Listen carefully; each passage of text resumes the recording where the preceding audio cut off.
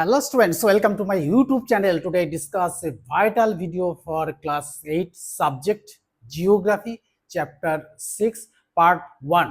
আজকে কিন্তু তোমাদের সামনে এই বই থেকে শেয়ার করব আমাদের পৃথিবী ক্লাস 8। এই ক্লাস 8 এর আমাদের পৃথিবীর চ্যাপ্টার 6 থেকে তোমাদের আলোচনা করব। এই আলোচনা করার আগে বলবো এই চ্যাপ্টার 6 এ কি আছে আছে এই জলবায়ু অঞ্চল। এই জলবায়ু অঞ্চল কিন্তু আমাদের থার্ড সামেটিভ পরীক্ষায় রয়েছে। আমরা সেকেন্ড সামেটিভের পরে কিন্তু থার্ড সামেটিভের প্রিপারেশন নিচ্ছি। এই প্রিপারেশন নেওয়ার আগেই আমি বলবো যে এখন থেকেই যদি প্রিপারেশন ঠিকঠাক নেওয়া না হয় তাহলে কিন্তু থার্ড সামেটিভ পরীক্ষাটা কিন্তু আমাদের খুব ভালো হবে না। তাই আমি বলবো যে থার্ড সামেটিভের জন্যই কিন্তু এই ভিডিওটা তোমরা অবশ্যই দেখবে। আজকের এই আলোচ্য বিষয়টার ওপর হচ্ছে বিষয়গুলো কি কি দেখো। টপিকটা হচ্ছে নিরক্ষীয় জলবায়ু অঞ্চল 1 নম্বর, 2 নম্বর দেখো মৌসুমী জলবায়ু অঞ্চল, 3 নম্বর সম্ভাব্য প্রশ্ন এবং উত্তর। অর্থাৎ তোমাদের কষ্ট করে কিন্তু আর প্রশ্নের উত্তর খুঁজতে হবে না, অর্থাৎ প্রশ্নও খুঁজতে হবে না, উত্তরও খুঁজতে হবে না। এই প্রশ্ন এবং উত্তর নিয়েই কিন্তু আজকে তোমাদের সামনে হাজির হচ্ছি। তাহলে আমরা এবার শুরু করতে পারি। চলো এবার সেই ভিডিওতে চলে যাই, যে ভিডিওটি দেখলে কিন্তু আমাদের 100% কমন এসে যাবে এই চ্যাপ্টার থেকে। অর্থাৎ এই চ্যাপ্টারে যা কোশ্চেন আসবে সব কোশ্চেনই কিন্তু এই দেওয়া অর্থাৎ আমার দেওয়া কোশ্চেনের মধ্যে থেকেই আসবে। আর আমি তোমাদের সামনে প্রায় 25 থেকে 30টা কোশ্চেন আজকে শেয়ার করব উত্তর সমেত। সেগুলো কিন্তু তোমরা ভালো করে পড়বে। তাহলে চলো শুরু করি।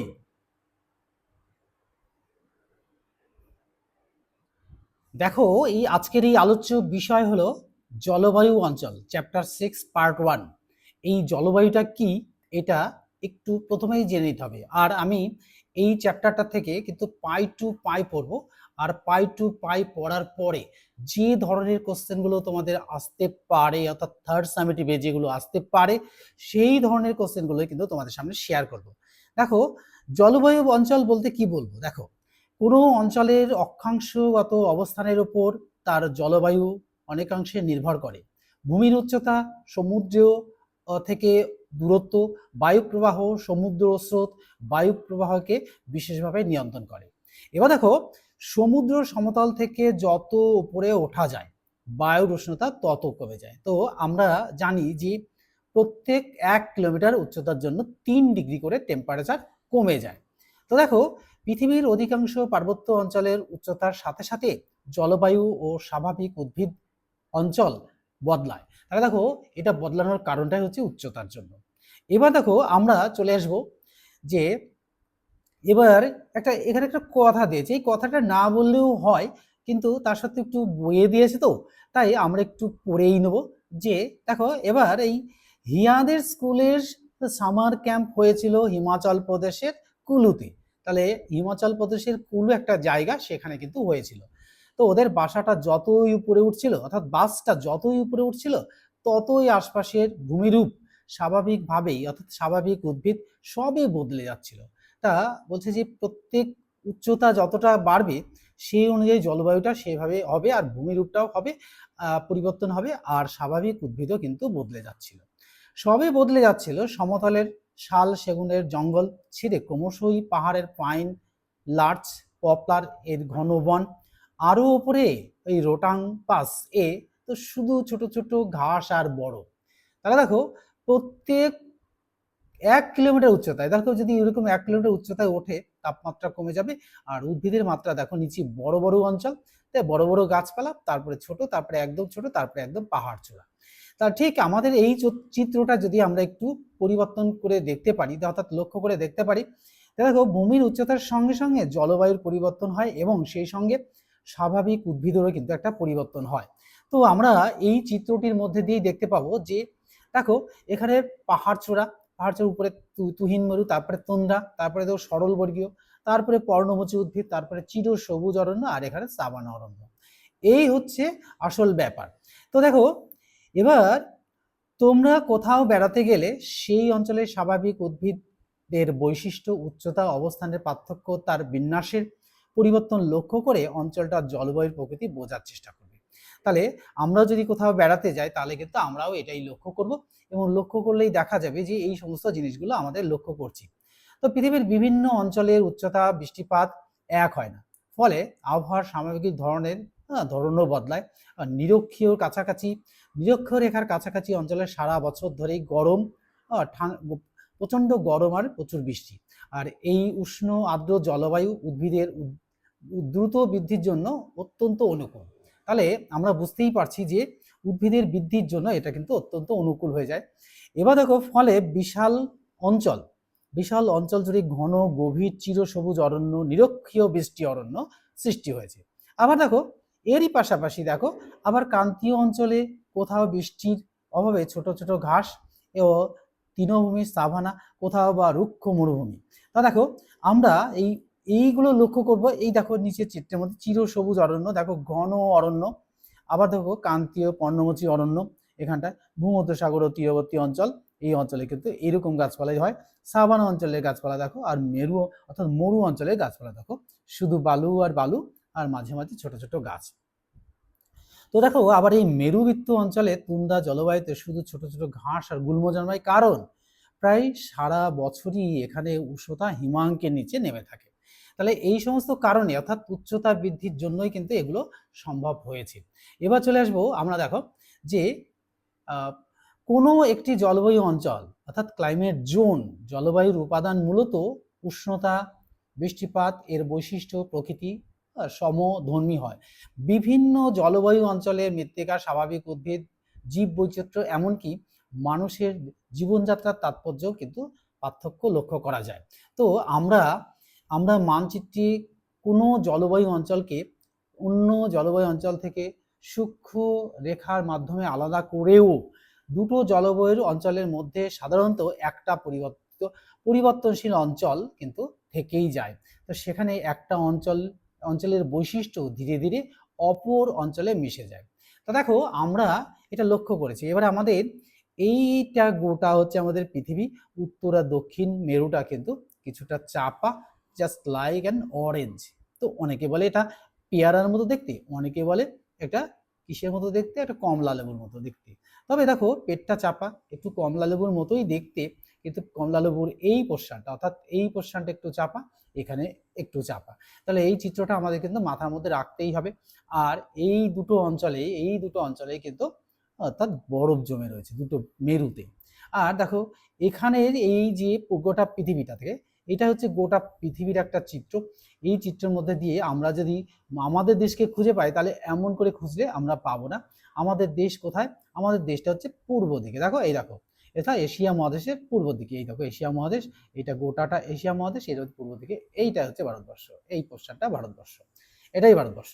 তা আমরা যখন ভারতবর্ষের আমাদের দেখো, আমরা পশ্চিমবাংলা রয়েছে, এই জায়গাটা রয়েছে। তাহলে দেখো, ভারতবর্ষের উত্তর দিক এটা, দক্ষিণ দিক এটা, পশ্চিম দিক এটা, আর পূর্ব দিক এটা। তো আমি বলেছি যে এটার একটা দেখার নিয়ম আছে, জানো কিরকম নিয়ম? এটাকে আমরা দেখবো কত সুন্দরভাবে, দেখবা। এই দেখো, এটাকে যদি আমরা এরকম ভাবে ঘুরিয়ে নিই না, এই দেখো, এবার যদি এরকম ধরি, তাহলে আমার বইটা ছিল এমন, এরকম ছিল বইটা। তো আমি বইটা কি করেছি, ঘড়ি তো এই দিকে ঘুরে, তো আমরা ঘড়ির উল্টো দিকে অর্থাৎ অ্যান্টি ক্লকওয়াইজ কিন্তু আমরা ঘোরাবো। এই অ্যান্টি ক্লকওয়াইজ কিন্তু সুন্দর করে যদি ঘুরিয়ে নিই, এবার দেখো আমাদের দেশটা সহজেই পেয়ে যাব। এইটা গোটা পৃথিবী, আর এই গোটা পৃথিবীরই দেখো এইটা ভারতবর্ষ। আমরা রয়েছি কোথায়? পশ্চিমবাংলার ঠিক এইরকম জায়গায়, অর্থাৎ এশিয়া মহাদেশের পূর্ব দিকে ভারতবর্ষ, ভারতেরই পূর্ব অংশে দেখো এই জায়গায় কিন্তু এই ঠিক এই পোর্শনটাই কিন্তু আমাদের পশ্চিমবঙ্গ। দেখো, পশ্চিমবঙ্গের উত্তর হিমালয়, এই দেখো নেপালে, দেখো ভুটান, ছোট ছোট করে জায়গা দেখো। হ্যাঁ, এইটা হচ্ছে চীন, আর এইটা দেখো বঙ্গোপসাগর, এটা আরব সাগর। দেখো, এবার এইদিকে দেখো শ্রীলঙ্কায় যে জাস্ট এই যে চোখের জলের ফোঁটার মতো, অর্থাৎ টিয়ার্সের মতন একটা ফোঁটা, এটা শ্রীলঙ্কা। আর এই দেখো আমাদের পশ্চিমবঙ্গ, ঠিক এই পোর্শনটা, এই যেখানটা, এটা পশ্চিমবঙ্গটা। তাহলে আমাদের দেশটা কোথায় আমরা দেখে ফেললাম, যে ঠিক কোন জায়গাটায় আমরা চিত্রে খুঁজে বেড়াবো কোনটা আমাদের দেশে পশ্চিমবাংলা, আমরা কোন জায়গাটা কোন দিকে আছে, অর্থাৎ ভারতবর্ষের কোন দিকে আছে। তো আমরা অ্যান্টি ক্লকওয়াইজ বইটাকে ঘুরিয়ে নেব, আমরা কিন্তু চিত্রটা খুব সহজেই পেয়ে যাবো। তাহলে এটা হচ্ছে ইস্ট সাইড, এটা হচ্ছে ওয়েস্ট সাইড, হ্যাঁ, আর এটা নর্থ, আর এটা সাউথ। এই চারটে দিক দেখো এই ভারতবর্ষেরও তাই। এটা হচ্ছে পূর্ব, এটা পশ্চিম, এটা উত্তর, এটা দক্ষিণ। দেখো দক্ষিণ দিকে এই যে শ্রীলঙ্কা, এই যে সাগর, ভারত মহাসাগর এখানে লেখাই রয়েছে, আর এই গোটাটা সাগর। ঠিক আমাদের দেশে এটা তো সোজা উপরে রয়েছে, একটা ম্যাপের উপরে, এটা যদি গ্লোব হতো তাহলে ঠিক এরই উল্টো দিকেও দেখো আমেরিকায়, দেখো দেখেছো, এরই উল্টো দিকে, ঠিক একদম উল্টো দিকে। তাহলে আমাদের এখন সকাল, অর্থাৎ সকাল 10টা বাজতে চললো, কিন্তু এটা কি হবে, যে এটা এটা যদি এখানে 10টা বাজে তাহলে এটা এখানে রাত্রি 10টা হয়েছে এখন। তাহলে আমরা এটা বুঝতে পারলাম চিত্রের মধ্যে দিয়ে, আমাদের পৃথিবীর প্রধান প্রধান জলবায়ু অঞ্চলও দেখতে পারলাম, হ্যাঁ, আর প্রধান প্রধান দেশগুলোও দেখতে পেলাম, মহাদেশগুলোও দেখতে পেলাম। এবার চলে যাবো আবার বইতে। দেখো এবার আমরা বইতে গিয়ে আমরা দেখছি যে এই যে আর একটা দেখো ছোট্ট ঘর রয়েছে, এই ঘরটাও আমরা একটু পড়বো, পড়লে পরে কিন্তু আমরা বুঝে যাব সমস্ত কিছু। দেখো মঞ্জিস অধীর আগ্রহ অপেক্ষা করছে আজ ওর ওয়াইল্ড লাইফ ফটোগ্রাফি ফটোগ্রাফার মামার আসার কথা। তাহলে ওয়াইল্ড লাইফ ফটোগ্রাফার মামার আসার কথা, সে কোথা থেকে আসছে দেখি একটু। পৃথিবীর নানা জায়গা ঘুরে মামা বিভিন্ন অঞ্চলের গাছপালা, প্রাণী জগৎ ও মানুষের ছবি তোলেন। তাদের কেউ থাকে সাহারার উষ্ণ মরুতে, কেউ থাকে গভীর নিরক্ষীয় জঙ্গলে, আবার কেউ বা থাকে বরফে ঢাকা মেরু প্রদেশে। দেখো এই বরফে ঢাকা মেরু প্রদেশ, আবার দেখো আমাদের কোথায় রয়েছে জলবায়ু অঞ্চল, কোথায় কেউ বা থাকে উষ্ণ মরুভূমিতে। এই দেখো আমাদের দেশের রাজস্থান, এই জায়গাটা কিন্তু মরুভূমি অবস্থিত। তা দেখো আর্দ্র অঞ্চলে এই দেখো মরু। এবার চিত্রটা কি করে আমি কি করে সহজে খুঁজে পাচ্ছি কি সেভাবে, দেখো এই দেখো এই তো মরু অঞ্চল, এই দেখো মরু অঞ্চল যেখানে যেখানে আছে সেই যে অঞ্চলগুলো চিত্রগুলো দেখো। হ্যাঁ, এবার দেখো তাহলে আবার কেউ আসছেন কোথা থেকে, মরু থেকে, আর কেউ নিরক্ষীয় অঞ্চল থেকে। নিরক্ষীয় অঞ্চলের চিত্র দেখো, এই যে নিরক্ষীয় অঞ্চলের চিত্রটি এখানটাই দিয়েছে। হ্যাঁ, মৌসুমী জল মেরু অঞ্চল, ভূমধ্যসাগরের তীরবর্তী অঞ্চল, নিরক্ষীয় অঞ্চল, নাতিশীতোষ্ণ অঞ্চল, এই যে চিত্রের মধ্যে এই জায়গাগুলো, ঠিক আছে। এবার আমরা খুব সহজেই বুঝে গেলাম। এবার বলছে যে তোমরা তোমাদের বিদ্যালয়ে, এবার চলে আসি এখানটায় যে তোমরা তোমাদের বিদ্যালয়ে, অর্থাৎ আমরা আমাদের বিদ্যালয়ে নিজেদের অঞ্চলের পরিবেশ, গাছপালা, প্রাণী জগৎ পর্যবেক্ষণ করব এবং প্রাকৃতিক পরিবেশের বিভিন্ন বৈশিষ্ট্য, বিন্যাস, বৈচিত্র্য সম্পর্কে প্রতিবেদন লিখব। আর তোমরা প্রতিবেশীদের জীবনযাত্রা, খাদ্য, বস্ত্র, বাসস্থান, জীবিকা সংক্রান্ত সমীক্ষা পত্র তৈরি করো। এটা কিন্তু আমাদের কাজ, আমরা করতেই পারি। আর লক্ষ্য করো তোমার অঞ্চলে মানুষের জীবনযাত্রার পরিবেশ, জলবায়ু কিরকম প্রকৃতি সেটা লক্ষ্য করার। জীবনযাত্রা, জলবায়ু নিয়ন্ত্রণ, দেখো এই প্রসঙ্গে পক্ষে এবং বিপক্ষে মতামত তৈরি করা। এখানে শ্রেণীকক্ষে আমরা এটা তাৎক্ষণিক বক্তৃতা, উপযুক্ত তর্ক সবার আয়োজন করতে পারি। এটা কিন্তু আমরা ক্লাসে, এটা জাস্ট ক্লাসে, এই দুটো ক্লাসের কাজ, এই দুটো কিন্তু আমরা ক্লাসে বসে করতে পারি। এটা আমরা এখান থেকে করতে পারি না, তোমাদের বলে দিতে পারি যে দেখো এই জলবায়ু অঞ্চলের এই প্রসঙ্গে জলবায়ু মানে জীবনযাত্রা, জলবায়ু নিয়ন্ত্রণ কিভাবে নিয়ন্ত্রণ করে, এর পক্ষে কজন থাকবে আর এর বিপক্ষে কজন। ধরো দুটো দলে ভাগ করে নিলে কি হবে, দুটো দলে ভাগ করে নিলে পরে কি হবে, এই দুটো দলকেই কিন্তু আমরা এটা দিয়ে এ দল, এটা বি দল, তাহলে এর পক্ষে এটা বিপক্ষে যুক্তি দিতে পারবে।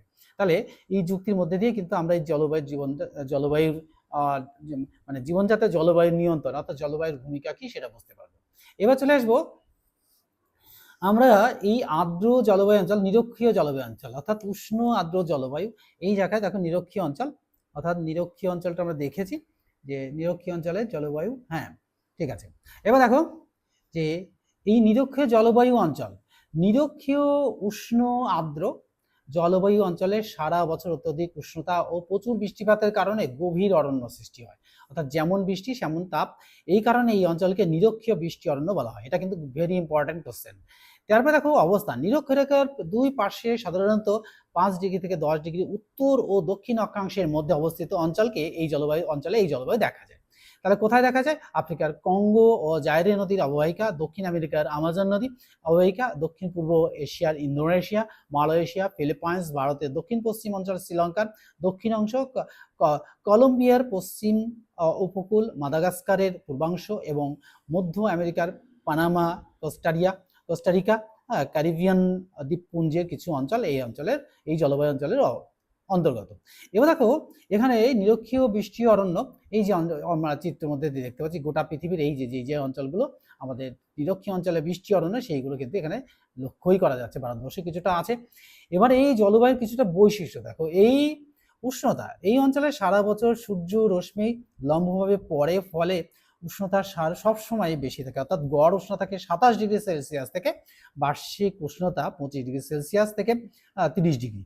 এবার হচ্ছে বার্ষিক উষ্ণতার প্রসার হয় অর্থাৎ মাত্র 2 ডিগ্রি সেলসিয়াস থেকে 3 ডিগ্রি সেলসিয়াস। সেই সঙ্গে বাতাসের আর্দ্রতা আর কি থাকে, বেশি থাকে, তবে রাতে উষ্ণতা বেশি কমে যায় 25°C। তাই এই নিরক্ষীয় অঞ্চলে রাত্রিকালীন রাত্রি ক্রান্তীয় শীতকাল অর্থাৎ শীতকাল লক্ষ্য করেন নামে পরিচিত। এটাও কিন্তু ভেরি ইম্পর্টেন্ট কোশ্চেন, এটাও কিন্তু তোমরা পড়বে। সারা বছর ধরে দিন ও রাতের পরিমাণ প্রায় সমান থাকে 12 ঘন্টা। তো এত কম বার্ষিক উষ্ণতার প্রসার পৃথিবীর আর কোনো জলবায়ু অঞ্চলে দেখা যায় না। তাহলে ভেরি ইম্পর্টেন্ট, অর্থাৎ এই জলবায়ু অঞ্চলের বৈশিষ্ট্য অর্থাৎ নিরক্ষীয় অঞ্চলের জলবায়ুর বৈশিষ্ট্যগুলি কি কি এখান থেকে কিন্তু আমরা পেয়ে যাব। এবার চলে আসবো আমরা এখানে কি কি বৃষ্টিপাত, অর্থাৎ সারা বছর বেশি উষ্ণতার কারণে এই অঞ্চলে গভীর নিম্নচাপ অবস্থান করে। এই অঞ্চলের স্থলভাগ থেকে জলভাগের পরিমাণ বেশি হয়, প্রচুর জলীয় বাষ্প বাতাসে মেশে, আর এই উষ্ণ আর্দ্র বাতাস ঊর্ধ্বাকাশে উঠে শীতল ও ঘনীভূত হয়ে পরিচালন বৃষ্টিপাত ঘটায়। অর্থাৎ বার্ষিক 200 থেকে 250 সেন্টিমিটার বৃষ্টিপাত হয়। মোট বৃষ্টিপাতের দিন সংখ্যা বছরে 250 থেকে 300 দিন। তো প্রায় প্রতিদিন সকালে আকাশ পরিষ্কার থাকে, বিকেলে থেকে 3টে থেকে 4টের মধ্যে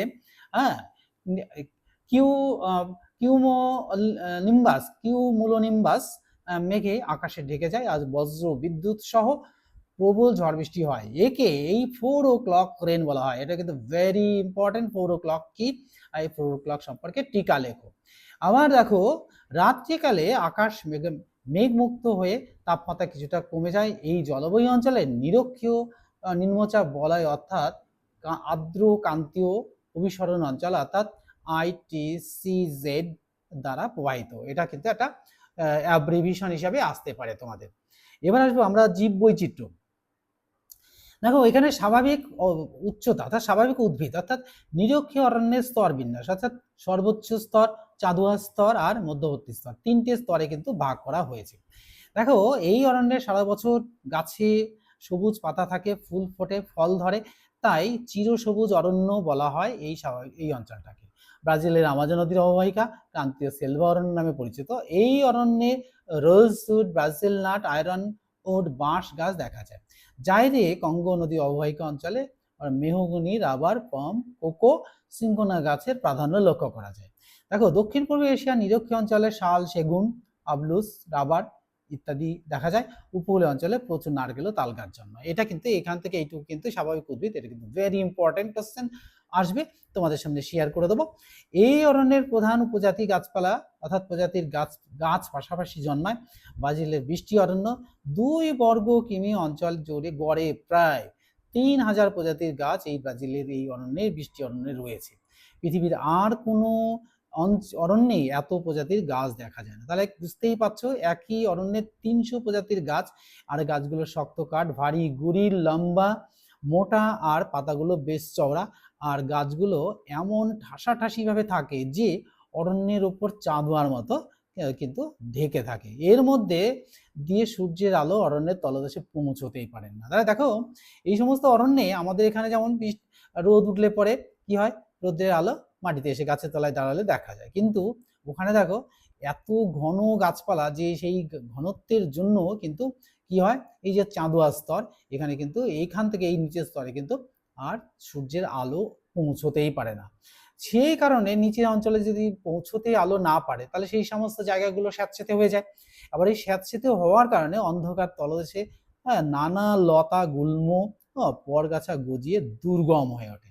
এবার ভাবো সেই অরণ্যে যদি এই ব্ল্যাক প্যান্থর এর মতন একদম ভয়ঙ্কর বাঘ যদি থাকে, তাকে তো দেখতেই যেমন কালো কুচকুচে, আর সেই অরণ্যে যদি এরকম বাঘ ও বিষধর সাপ বা অন্য ধরনের ভয়ঙ্কর প্রাণীরা থাকে তাহলে তো তাদের দেখা তো দূরের কথা, তাদেরকে আমরা কোনোভাবে অস্তিত্বই বুঝতে পারবো না। কিন্তু সেই সমস্ত অরণ্যে কিরকম ধরনের জীবজন্তু থাকে সেটাও একটু লক্ষণীয় বিষয়। কিন্তু দেখো এরকম ধরনের অরণ্যে যে পশু পাখিগুলো থাকে তারাও কিন্তু খুব মারাত্মক ভয়ঙ্কর হয়।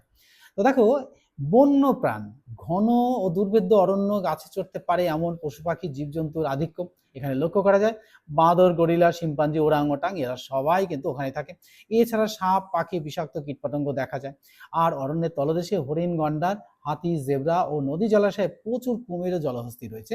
তাহলে এই যে প্রাণীগুলো আমরা এখানে দেখতে পাচ্ছি এই সমস্ত প্রাণী কিন্তু এই কোথায় রয়েছে, এই আমার নিরক্ষীয় অঞ্চলে জলবায়ু অঞ্চলের যে বনভূমি অর্থাৎ নিরক্ষীয় অরণ্যর মধ্যে রয়েছে। তাহলে বৃষ্টি অরণ্যের মধ্যে এইগুলো কিন্তু লক্ষ্য করা যাচ্ছে।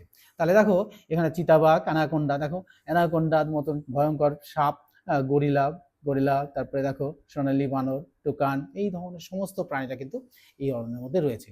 আর বিষাক্ত এই ব্যাঙগুলোকে দেখতেই পাচ্ছ যে এই ব্যাঙগুলো এতই বিষাক্ত, এতই ভয়ঙ্কর যে এরা কামড়ানোর সাথে সাথে মানুষ মারা যাবে। তো এই ধরনের প্রাণীরাও কিন্তু এখানে রয়েছে। আর গিরগিটি বা টিকটিকির মতন এক ধরনের প্রাণী এই অরণ্যের মধ্যে রয়েছে। এই অরণ্যের এই ছোট ছোট গিরগিটির মতন প্রাণীরা আমরা দেখেছি, টিকটিকি বা গিরগিটি দেয়ালে দেখেছি। এই ধরনের প্রাণীরা কিন্তু ওই অরণ্যে প্রচুর পরিমাণে থাকে, আর যাদের আক্রমণ কিন্তু খুবই মারাত্মক। কারণ কি? কারণ হচ্ছে তারা কামড়ানোর সাথে সাথেই একদম সেই সায়ানাইডের মতন কাজ করে, কামড়ানোও সারা, মরাও সারা। তো এই সমস্ত ভয়ঙ্কর প্রাণীরাও কিন্তু ওই অরণ্যের মধ্যে রয়েছে। এবার চলে আসবো আমরা যে আর্থ সামাজিক পরিবেশ জীবনযাত্রা। তা দেখো এই অধিবাসীদের মধ্যে এখানকার উষ্ণ আর্দ্র অস্বাস্থ্যকর জলবায়ু, বিপদসংকুল বন্য পরিবেশ, বন্য পরিবেশ, জনবসতি বিরল, জাইরে আমাজন অববাহিকার তুলনায় দক্ষিণ পূর্ব এশিয়ার নিরক্ষীয় অঞ্চলের লোকবসতি ঘন, আর জাইরের অববাহিকা অঞ্চলে পিগমি, উচ্চ আমাজনে অববাহিকা রেড ইন্ডিয়ান ও দক্ষিণ পূর্ব এশিয়ায় সোমাঙ্ক ও অন্যান্য উপজাতি শ্রেণীর মানুষরা কিন্তু এখানে বসবাস করে। তো মানুষগুলোকে দেখলেই দেখো একটু করুণ পরিণতি হচ্ছে আমাদের মনে। তো এই সমস্ত অঞ্চলের মানুষের প্রধান খাদ্য কি? আমাদের মতন খাদ্য নয়। তারা বনের ফলমূল, বনজ সম্পদ ও পশু পাখি শিকার করেই তারা কিন্তু জীবনযাপন করে। আর অরণ্যের কাছাকাছি অঞ্চলে আদিম পাথর স্থানান্তর, কৃষিকাজের ভুট্টা, মিষ্টি আলু, ওল, কলার চাষ হচ্ছে। কোথাও বা কোথাও স্থায়ীভাবে কৃষিকাজ করার প্রক্রিয়াও শুরু হয়েছে। তবে সভ্যতার যত উন্নতি হচ্ছে তারাও তত উন্নতি লাভ করছে। এবার আসবো আমরা যে অষ্টাদশ ঊনবিংশ শতাব্দীতে উপনিবেশ স্থাপন করে ইউরোপের বণিকরা এই অঞ্চলে বিভিন্ন জায়গায় বাগিচা শুরু করেছিল। আর দক্ষিণ পূর্ব এশিয়ায় মালয়, জাভা, সুমাত্রার রাবার চাষ কিন্তু বিখ্যাত। আর পশ্চিম ভারতের দ্বীপপুঞ্জে আখ, কলার চাষ বিখ্যাত। আফ্রিকার গিনি উপকূলে কোকো, পাম জাতীয় তেলের জন্য তেল উৎপাদন করে অধিবাসীরা কিন্তু জীবিকা নির্বাহ করে। এখানে শিল্প, খনিজ সম্পদ বেশি কিছু নেই। খনিজ সম্পদের মধ্যে কিছু কাঁচামাল পাওয়া যায়। দেখো এখানে টিন ও সুমাত্রার জাভা বর্নিসে প্রচুর খনিজ তেল বা প্রাকৃতিক গ্যাস পাওয়া যায়। প্রয়োজনীয় কাঁচামালের অভাবে ভারী শিল্প এখানে গড়ে ওঠেনি। গেল। আর বলছে সাম্প্রতিক অবস্থা, এখানকার জলবায়ু কিন্তু অস্বাস্থ্যকর, দুর্গম অঞ্চল, বিষাক্ত কীটপতঙ্গ, উপদ্রব, ম্যালেরিয়ার প্রাদুর্ভাব, কালাজ্বরের প্রাদুর্ভাব সবই কিন্তু এখানে লক্ষ্য করা যায়। কিন্তু বর্তমান এখানে অতিরিক্ত জনসংখ্যা বৃদ্ধির ফলে এই অঞ্চলে নতুন জনবসতি গড়ে উঠেছে। আর ক্রমাগত চাহিদায় বসতি, কৃষি, শিল্প, পরিবহনের প্রয়োজনে প্রতিদিন বিরাট এলাকার অরণ্য ধ্বংস হচ্ছে। অর্থাৎ এখানে দেখো এই অরণ্যগুলো কিভাবে ধ্বংস হচ্ছে তার একটা গ্রাফ কিন্তু এখানে দিয়ে দিয়েছে। তো 1970 সালে ট্রান্স আমাজন হাইওয়ের মাধ্যমে এই অঞ্চলে বহির্বিশ্বের সঙ্গে যুক্ত হয়েছে। সেই সঙ্গে জীব বৈচিত্র্য ও পরিবেশের অবক্ষয় ত্বরান্বিত হচ্ছে। এবার দেখো এখানে একটা গ্রাফ দিয়েছে যে অরণ্যের বিনাশ, তো টোটাল অ্যামাউন্ট অফ এই অ্যামাজন ফরেস্ট, এই দেখো এর অর্ধেকটাই প্রায় নষ্ট হয়ে গেছে, অর্ধেকটা আমরা নষ্ট করে ফেলেছি। কিসের জন্য? দেখো এই ব্রাজিলের অ্যামাজন অববাহিকার অরণ্যের বিনাশ। দেখো পশুচারণ অঞ্চল এই এতটা 65-70%। আর দেখো কাষ্ঠ শিল্প গড়ে উঠেছে 2-3%। আর বাণিজ্যিক কৃষি 5-10%। এই যে বাণিজ্যিক কৃষি। আর দাবানল নগরায়নের জন্য 1-2%। আর স্থায়ী কৃষি হচ্ছে 20-25। তাহলে দেখো মোটামুটি কি হলো, 100% পেয়ে গেলাম। তো এইভাবে যদি অরণ্য ধ্বংস হতে থাকে তো আর বেশি দিন লাগবে না, অল্প কিছু দিনের মধ্যে, জাস্ট মাত্র 200-400 বছরের মধ্যেই কিন্তু আমরা আমাদের এই সভ্যতা কিন্তু আস্তে আস্তে বিনষ্ট হতে চলেছে। আমরা যদি সচেতন না হই তাহলে কিন্তু আমাদের বিপদ অনিবার্য। এবার আসবো গ্রীষ্মকালীন জলবায়ু। এই মৌসুমী জলবায়ু, গ্রীষ্মকালীন জলবায়ু মানে কি হচ্ছে মৌসুমী জলবায়ু, অর্থাৎ আরবি শব্দ মৌসুমের অর্থ ঋতু। মৌসুমী জলবায়ু অঞ্চলে ঋতু পরিবর্তনের সঙ্গে সঙ্গে জলবায়ুর বৈশিষ্ট্যের পরিবর্তন হয়। অবস্থান কোথায়? উত্তর দক্ষিণে গোলার্ধে প্রায় 10 ডিগ্রি থেকে 30 ডিগ্রি অক্ষাংশ মহাদেশের পূর্বে অবস্থিত দেশগুলি মৌসুমী জলবায়ুর দেশ দেখা যায়। আমরা মৌসুমী জলবায়ু অঞ্চল দেখতেই পাচ্ছি আমাদের দেশের, এই যে আমাদের দেশ এটা কিন্তু মৌসুমী জলবায়ু অঞ্চলের দেশ। তো এশিয়া মহাদেশের অন্তর্গত Bharat, Bangladesh, Pakistan, Sri Lanka, Myanmar, Thailand, Vietnam, Taiwan, Kampuchea, দক্ষিণ চীন ও ফিলিপাইন্স দ্বীপপুঞ্জের কিছু অংশে এই মৌসুমী জলবায়ু অঞ্চল দেখা যায়। এছাড়াও দেখো পূর্ব আফ্রিকার সোমালি, মাদাগাস্কার, উত্তর অস্ট্রেলিয়ান কুইন্সল্যান্ডের কিছু অঞ্চল এই জলবায়ু অঞ্চলের মধ্যে পড়ে। এবারে এখানে কিন্তু একটা গুরুত্বপূর্ণ কোশ্চেন আসবে যে মৌসুমী জলবায়ুর বৈশিষ্ট্যগুলো কি কি। তাহলে এই জলবায়ু দেখো গ্রীষ্ম শীত বিপরীতমুখী, আর বায়ুপ্রবাহ উষ্ণ আর্দ্র গ্রীষ্মকাল, শুষ্ক শীতকাল মৌসুমী জলবায়ুর প্রধান বৈশিষ্ট্য। এটা কিন্তু ভেরি ইম্পর্টেন্ট, এটা কিন্তু পড়বে। এই জলবায়ু অঞ্চলে অবস্থিত দেশগুলির প্রধান এইখানে কিন্তু 4টে ঋতু দেখা যায়, অর্থাৎ গ্রীষ্ম বর্ষা শরৎ শীত, এই 4টে কিন্তু দেখা যায়। অর্থাৎ আমরা এখানে গ্রীষ্ম বর্ষা শরৎ হেমন্ত শীত বসন্ত এই 6টা ঋতু দেখতে পাই না, দেখতে পাই এই এর মধ্যে 6টার মধ্যে 4টে গ্রীষ্ম বর্ষা শরৎ শীত, এই 4টে ঋতু কিন্তু এখানটায় দেখা যায়। তো শীতকালে দেখো, শীতকাল নভেম্বর জানুয়ারি মাস শীতকাল, শীতকালে প্রচুর তাপমাত্রা কমে যায়। আমাদের এখানে আমরা বসে 11 থেকে 12 বা 17 থেকে 18-এর মধ্যে টেম্পারেচার, আমরা তাহলে 11 থেকে 17, 16, 17-এর মধ্যে টেম্পারেচার থাকে। এই ওয়েদারটা কিন্তু আমাদের খুবই ভালো লাগে।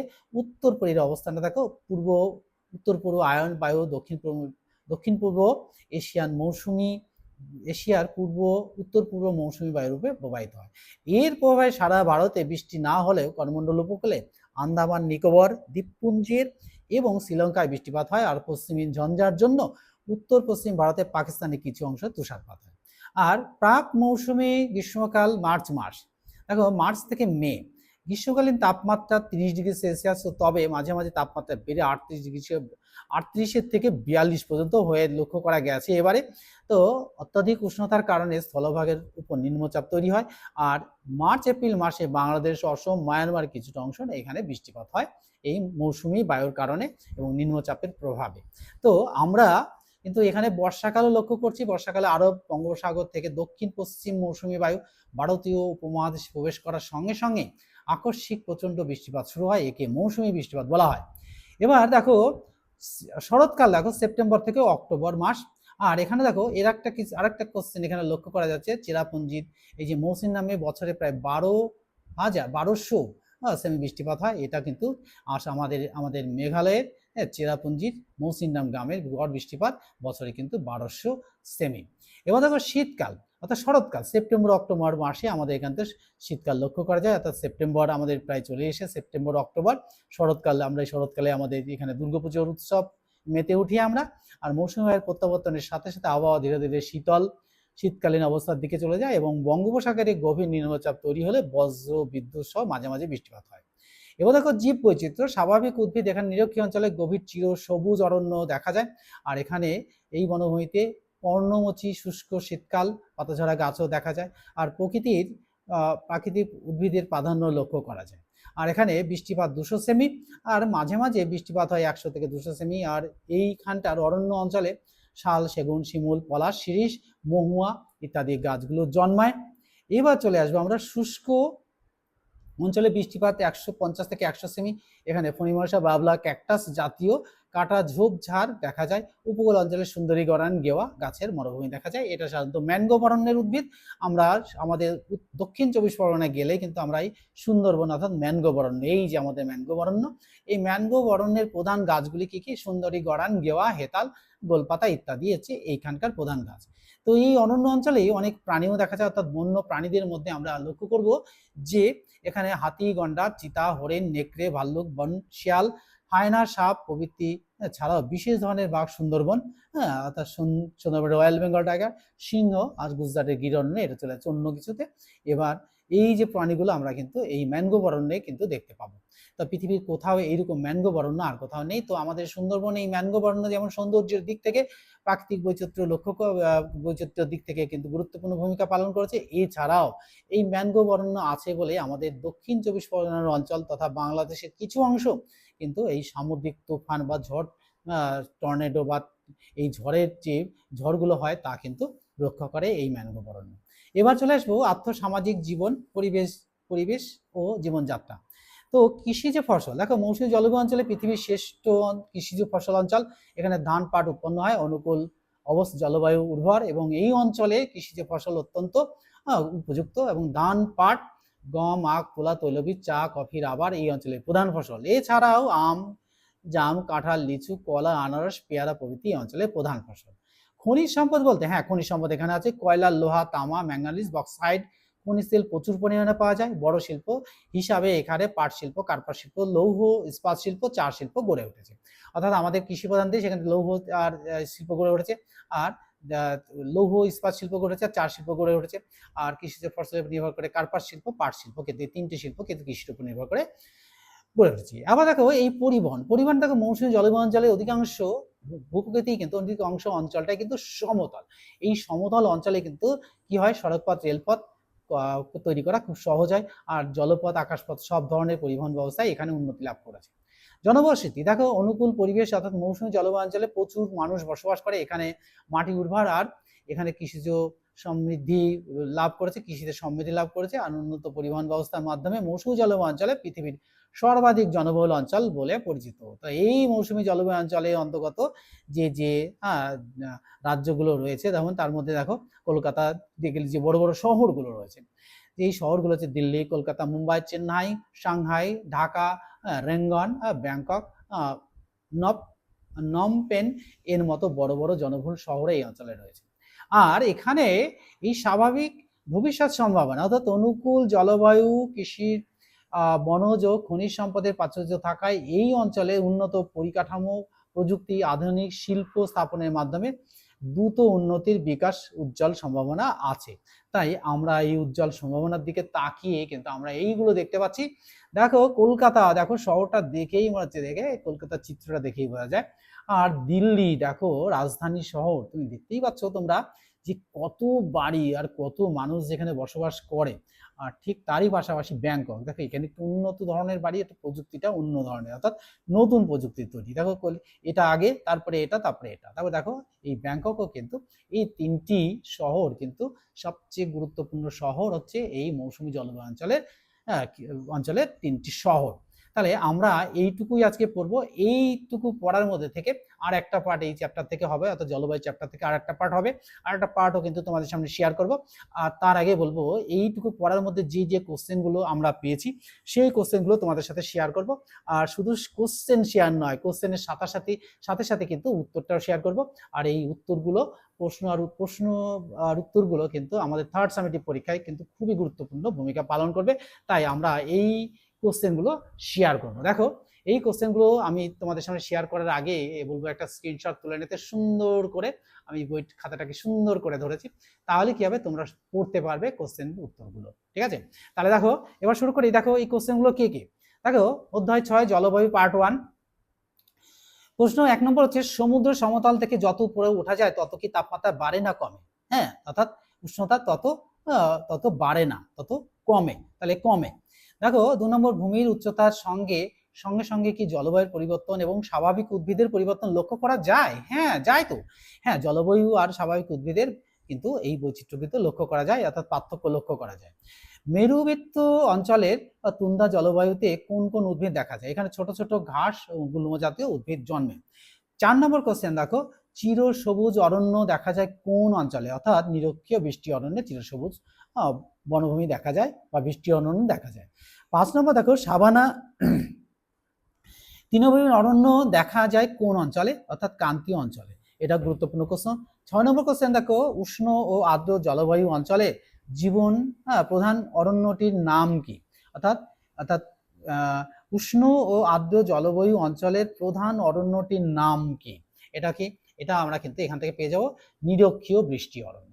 এই পাতাটাও কিন্তু শেয়ার করার আগে তোমাদের সামনে একটুখানি শেয়ার করে নেব, তাহলে দেখো তোমরা কিন্তু পুরো পাতাটা সম্পর্কে জানতে পারবে ও কোশ্চেনের উত্তরগুলো পেয়ে যাবে। তাই আমি সুন্দর করে ধরেছি, তোমরা কিন্তু স্ক্রিনশট তুলে নেবে। স্ক্রিনশট তুললে পড়তে কিন্তু তোমাদের সুবিধা হবে। তারপরে দেখবো, হ্যাঁ, ITCZ এর পুরো নাম কি? অর্থাৎ ইন্টার ট্রপিক্যাল কনভারেন্স জোন, অর্থাৎ কনভারেন্স জোন। এটা পরীক্ষা আসার মতো। তারপর দেখো 4 o'clock, অর্থাৎ 4 o'clock রেন কি? অর্থাৎ এটি অর্থাৎ বজ্র বিদ্যুৎ সহ প্রবল ঝড়। এটাও কিন্তু পরীক্ষা আসার মতো। সেলভা কি? আমেরিকার ব্রাজিলের আমাজন নদীর অববাহিকার কেন্দ্রীয় অরণ্য সেলভা নামে পরিচিত। এটা গুরুত্বপূর্ণ কোশ্চেন। তারপরে দেখো 10 নম্বর কোশ্চেন, নিরক্ষীয় জলবায়ু অঞ্চলে কত প্রজাতির উদ্ভিদ দেখা যায়? এখানে মানে কত প্রজাতির উদ্ভিদ দেখা যায়? এখানে রাবার, রোজভিউ, ব্রাজিল নাট, বাঁশ, আয়রন উড ইত্যাদি দেখা যায়।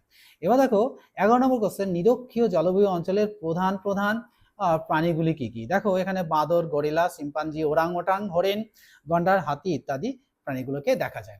এবার চলে যাব আমরা পরের পাতায় গিয়েও কিন্তু আরো 2-3টে পাতা রয়েছে। তো এই পরের পাতায় গিয়েও কিন্তু আমরা সেই স্ক্রিনশট তুলে নেওয়ার কথা বলবো, তাহলে কিন্তু কোশ্চেনের উত্তরগুলো সব তোমরা সঠিকভাবে পেয়ে যাবে এবং পড়তেও পারবে। তাই এই যে এটাকে সুন্দর করে একটা স্ক্রিনশট তুলে নাও, তাহলে কিন্তু খুব সহজেই তোমরা পড়তে পারবে। তো তুলে নিয়েছো। হ্যাঁ, এবার দেখো র্যাফলেশিয়া কি? 12 নম্বর কোশ্চেন, র্যাফলেশিয়া নিরক্ষীয় তথা পৃথিবীর সবচেয়ে বড় ফুল। 13 নম্বর কোশ্চেন, পেগমি রেড ইন্ডিয়ান বান্টু উপজাতির শ্রেণীর মানুষের প্রধান জীবিকা কি? তো এখানকার মানুষের প্রধান জীবিকা হচ্ছে বনের ফলমূল সংগ্রহ করে এরা জীবনযাপন করে, এর সাথে সাথে পশুপালন তাদের প্রধান জীবিকা। তারপর দেখো ট্রান্স আমাজন হাইওয়ে কবে তৈরি হয়? অর্থাৎ 1970 সালে, অর্থাৎ আমাদের জন্ম থেকেও আগে। তা 15 নম্বর দেখো মৌসুমী কথার অর্থ কি? এটি একটি আরবি শব্দ, এর অর্থ হচ্ছে ঋতু। তাহলে আমরা এটা পড়ে ফেললাম। 16 নম্বর কোশ্চেন দেখো এশিয়া মহাদেশের অন্তর্গত মৌসুমী জলবায়ুর দেশগুলির নাম বলো। অর্থাৎ কোন কোন দেশগুলো মৌসুমী জলবায়ুর অন্তর্গত? অর্থাৎ এটা এশিয়া মহাদেশের মধ্যে। এশিয়া মহাদেশের অন্তর্গত Bharat, Bangladesh, Pakistan, Sri Lanka, Myanmar, Thailand, Vietnam ইত্যাদি। এগুলো কিন্তু মৌসুমী জলবায়ু অঞ্চলের মধ্যে পড়ে, এশিয়া মহাদেশের অন্তর্গত। তাহলে দেখো তারপরে আমরা চলে আসবো আরেকটা পার্ট, অর্থাৎ এই পার্টটাও কিন্তু তোমরা সুন্দর করে স্ক্রিনশট তুলে নেবে। অনেক বড় করে লেখা আছে, সুন্দর করে লেখা আছে, তোমরা তুলে নিলে পড়তে কিন্তু সুবিধা হবে। হ্যাঁ, তোলা হয়ে গেছে। এবার আমরা চলে আসি আবার আলোচনায়, যে মৌসুমী জলবায়ুর দেশগুলিতে কয়টি প্রধান ঋতু লক্ষ্য করা যায়? অর্থাৎ 4টি প্রধান ঋতু লক্ষ্য করা যায়। এবার দেখো 18 নম্বর কোশ্চেন, পৃথিবীর কোথায় সবচেয়ে বেশি বৃষ্টিপাত? অর্থাৎ মেঘালয়ের অন্তর্গত চেরাপুঞ্জির মৌসিনরাম গ্রামে কিন্তু পৃথিবীর সবচেয়ে বেশি বৃষ্টিপাত হয়, এখানে 1200 সেমি পর্যন্ত বৃষ্টিপাত হয়। 19 নম্বর কোশ্চেন, ম্যানগ্রোভ অরণ্যের প্রধান প্রধান উদ্ভিদগুলি কি কি? সুন্দরী, গরান, গেওয়া, হেতাল ইত্যাদি হচ্ছে এই ম্যানগ্রোভ অরণ্যের প্রধান উদ্ভিদ। 20 নম্বর কোশ্চেন দেখো পৃথিবীর বিখ্যাত ম্যানগ্রোভ অরণ্য কোনটি? অর্থাৎ সুন্দরবন, এটা পৃথিবীর সবচেয়ে বড় বিখ্যাত। 21 নম্বর, ম্যানগ্রোভ অরণ্যের প্রধান প্রধান পশুগুলি কি কি? দেখো এখানকার প্রধান প্রধান পশুগুলি হলো শিয়াল, তার আগে রয়েছে হাতি, গন্ডার, চিতাবাঘ, হরিণ, শিয়াল, হায়না, সাপ ইত্যাদি। 22 নম্বর কোশ্চেন দেখো পৃথিবীর শ্রেষ্ঠ ধান পাট উৎপাদক অঞ্চল কোনটি? অর্থাৎ মৌসুমী জলবায়ুর দেশ, অর্থাৎ ভারতবর্ষ। তাহলে এখানে সবচেয়ে বেশি ধান আর পাট উৎপন্ন হয়। তাহলে ধান পাট উৎপন্ন হয় কিরকম? সমতল অঞ্চল আর মৌসুমী জলবায়ু অঞ্চলে কিন্তু এটা বেশি পরিমাণে উৎপন্ন হয়। এবার চলে আসবো আমরা শেষ পাতা। এই শেষ পাতাতে আর কিন্তু আমাদের বইটাকে অন্যভাবে ধরলে সোজা আমরা বড় করে ধরবো না, কারণ এখানে 3টে কোশ্চেন রয়েছে, এই কোশ্চেন 3টে আলোচনা করলে কিন্তু শেষ হয়ে যাবে। 23 নম্বর কোশ্চেন দেখো মৌসুমী জলবায়ু অঞ্চলের প্রধান প্রধান দেশগুলি কি কি? অর্থাৎ প্রধান প্রধান দেশ নয়, প্রধান প্রধান শহরগুলি কি কি? এটা শহর হবে, শহরগুলি কি কি? দেখো শহরগুলি হলো দিল্লি, কলকাতা, মুম্বাই, চেন্নাই ইত্যাদি। 24 নম্বর দেখো মৌসুমী জলবায়ু অঞ্চলের সড়ক পরিবহন উন্নত কেন? এটা কিন্তু বড় প্রশ্ন। অর্থাৎ মৌসুমী জলবায়ু অঞ্চল যেখানে, সেখানে কিন্তু সমতল অঞ্চল থাকে, আর এই সমতল অঞ্চল থাকার কারণেই কিন্তু এই পরিবহন ব্যবস্থা দ্রুত উন্নতি লাভ করছে। অর্থাৎ সমতল অঞ্চলে সড়কপথ, রেলপথ বসানো সুবিধাজনক, আর এরই সাথে সাথে সমতল অঞ্চলে নদী প্রবাহিত হয়, অর্থাৎ ভারতবর্ষের বেশিরভাগটা অঞ্চলই কিন্তু নদী প্রধান, অর্থাৎ নদী প্রবণ, আর এই নদীপথে যানবাহন চালানো কিন্তু খুব সহজ হয়ে যাবে, আর সড়ক পথে আর রেল পথের মাধ্যমে কিন্তু যোগাযোগ ব্যবস্থাটা খুব ভালো হয়। আর পাহাড় পর্বত না থাকায় কিন্তু এখানে কিন্তু আকাশপথও কিন্তু খুব সুন্দরভাবে পরিবহন করা যায়। তাই মৌসুমী জলবায়ু অঞ্চলে সড়ক পরিবহন উন্নত। এর উপরে বেস করে কিন্তু তোমরা সুন্দর করে লিখবে, 4টে পয়েন্টস দিলেই কিন্তু কাজ হয়ে যাবে। আর 25 নম্বর কোশ্চেন, মৌসুমী জলবায়ুর বৈশিষ্ট্য। দেখো এই মৌসুমী জলবায়ুর বৈশিষ্ট্য বলতে গেলে আমাদের এই মৌসুমী জলবায়ু কখন আসে কখন যায় এটা লিখতে হবে। এর পাশাপাশি যে এই মৌসুমী জলবায়ু অঞ্চলে 6টি ঋতুর পরিবর্তে কিন্তু 4টি ঋতু লক্ষ্য করা যায়। এই 4টি ঋতুর অর্থাৎ গ্রীষ্ম, বর্ষা, শরৎ, শীত কোন সময় আসছে তার উপর বেস করে সেই ঋতুতে কি কি ধরনের ফসল, অর্থাৎ সেখানে সেই ঋতুটা কেমন, গরম না ঠান্ডা না বৃষ্টিপাত, বৃষ্টি মুখর, এর উপরে বেস করে কিন্তু 3টে-4টে করে লাইন লিখলে কিন্তু এই প্রশ্নের উত্তর সহজেই দেওয়া হয়ে যাবে, অর্থাৎ মৌসুমী জলবায়ুর বৈশিষ্ট্য আলোচনা করা হয়ে যাবে। তাহলে দেখো আজকে আমি তোমাদের সামনে এই 25টা কোশ্চেন শেয়ার করেছি। এই 25টা কোশ্চেন আমি বোর্ডে লিখেছি যে 100% কমন ইন দিস ভিডিও, অর্থাৎ ইন দিস চ্যাপ্টার। এই চ্যাপ্টার থেকে যত কোশ্চেন অথবা 100% কোশ্চেন যদি যা আসবে, অর্থাৎ 5টা আসলে 5টা কোশ্চেনে কিন্তু আমরা পেয়ে যাব আমাদের এই কোশ্চেন পেপার থেকে, অর্থাৎ কোশ্চেন অ্যান্সার শিট থেকে, যেগুলো আমি তোমাদের সামনে শেয়ার করব। তাহলে আজকে এই তোমাদের এই ভিডিওটি কেমন লাগলো তা অবশ্যই কমেন্ট বক্সে লিখে জানাবে, আর বন্ধুদের মধ্যে শেয়ার করে দেবে, তাহলে বন্ধুরাও কিন্তু এই সম্পর্কে জানতে পারবে আর আর এই কোশ্চেনগুলো তারা থার্ড সামেটিভের জন্য তৈরি করতে পারবে। তাই আমি আশা রাখবো তোমরা কিন্তু বন্ধুদের মধ্যে শেয়ার করে দেবে আর একটা করে লাইক দিয়ে দেবে, আর তাহলে আমি ভীষণভাবে মোটিভেটেড হব, আর সেকেন্ড পার্ট নিয়ে খুব শীঘ্রই তোমাদের সামনে হাজির হব। আজকের মতো তাহলে এখানে শেষ করছি। Good bye friends.